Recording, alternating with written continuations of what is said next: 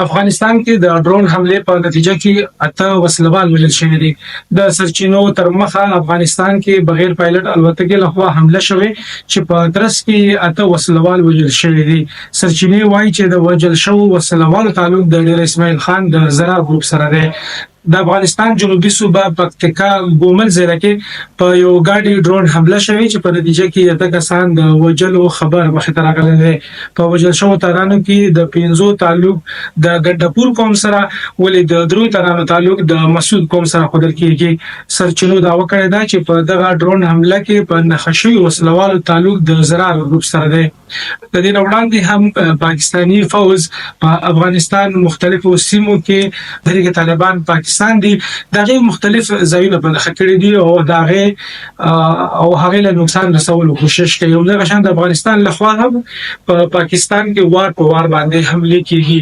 په دې باندې تاسو سره زه یو تفصیلی ویډیو جوړوم چې ولې افغان طالبان د ټي ټي پی پر ضد کاروایی نه کوي او پاکستان دا غوښنه بار بار د وختنه کوي. سو ځله نه غوډه دا وینا وکړه چې تاسو د ټي ټي پی یا پاکستان د هغې طالبان پر ضد باندې کاروایی کوي، خپل خوره د پاکستان پر ضد مه کاروي.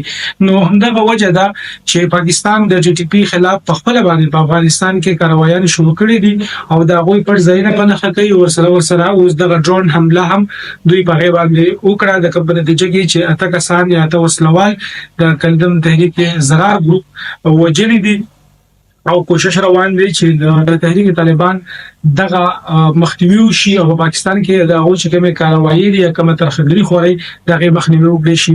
په 13 میاشت کې د مې په میاشت کې چې کومه کاروایی په ټي ټي پی کړي دي په پاکستان کې دغه تفصیل هم مخې ته راغلي دی. ویل کېږي چې دوه کم سل حمله 15 میاشت یعنی مې میاشت کې د ټي ټي پی لخوا په مختلفو ځایونو کې شوې دي.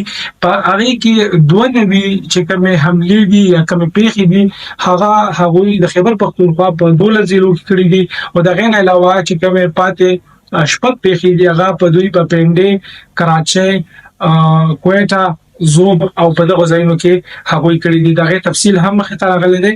نو پاکستان هڅه کوي چې د ټي ټي پی کومه کاروایی ډیر ځات په تیزی سره روانه دي ځکه چې په یو میاشت کې دوه کم سل پیښې یا حمله کول دغه ډیر غټه شمیره ده او پاکستان د دې ډیر ځات بتنګ باندې راغلی دی. سو ځله غوي د افغان حکومت نه د مطالبه وکړه چې ټي پی له په افغانستان کې پر ځای نه نشو ورکولې او د دوه چې کومه معاهده شوې ده چې افغان خوره بعد د بل هیواد پر ضد په نه کارول کېږي نو په هغه باندې د عمل درآمد وکړي.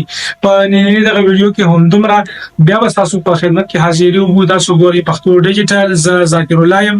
کچره تاسو هم په دغه موضوع باندې سوال غواړئ نو بالکل کولای شئ چې تاسو مونږ ته په کمنټس باکس کې ولیکئ. زمونږه یوټیوب چینل پښتو ډیجیټل د سره سبسکرایب کړئ. مال اجازه راکړئ. د الله پامان.